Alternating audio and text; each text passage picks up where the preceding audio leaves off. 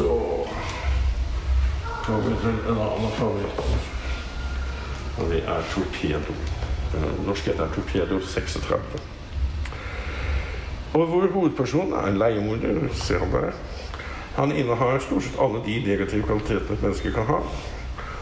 Og det skamløye. Altså, dette humor på så svart at ja, det kanskje ikke for alle, men det ja, jeg synes i hvert fall det også utgitt på norsk. Så det har vært, jeg husker ikke, det var vel enten om det var Helgen eller James Bond som trykket. Altså, de fleste historiene bare 5-7 sider av det. Så det også kommet ut en pocketbok på norsk med dette. Og Sánchez Arbely jo, altså begge jo spanjoler. Sánchez Arbely var 70-80-tallet en av de fremste spanske tegneserieforfatterne. Jordi Bernet holder på enda, og hvis en går til gamle Magnum, tegneseriebladet, så vil en finne en rekke serier tegnet av ham. Så kommer vi til noe som også ganske eksepsjonelt, nemlig Jaybird, som da en finsk tegneserie, som vi da har på engelsk, altså det også kommet på norsk. Altså en pussig historie, nydelige tegninger og jeg vet ikke hva jeg skal si det, litt melankolsk og kanskje også litt finsk, hvis det skal være sånn, men anbefales. Så kommer vi til Alien. Dette da samlingen av miniserier som Dark Horse ga ut, og så ga de det da siden ut i disse omnibussene. Og jeg kan ikke si annet enn at det gøy. Har du? Ja, sånn enkle ting jeg kan ta.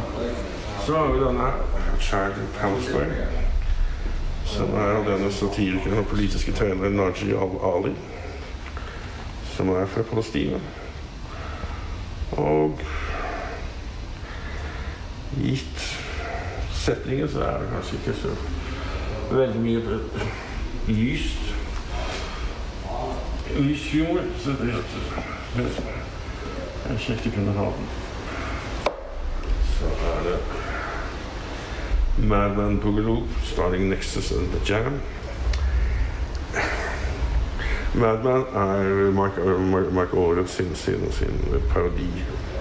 Skråstrek superhelter, altså det en parodi på superhelter, men det blir sånn at det blir en superheltserie i det hele tatt, sånn sett en rett. Nexus skapt av Mike Barron og Steve Rude, en fantastisk science fiction-serie. The Jam av Bernie Miro, og jeg har vel bare lest et hefte, men dette i hvert fall igjen fantastiske tegninger og noe litt utenom det vanlige.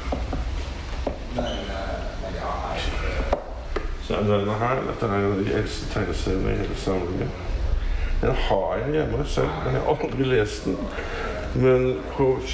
Anderson kommer vi til om et øyeblikk, fordi jeg kan vel ta et med en gang, for det står det feil.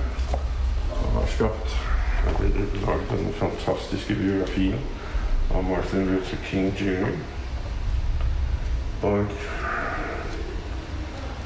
han også et veldig prominent navn blant alternative tegneselskaper i USA.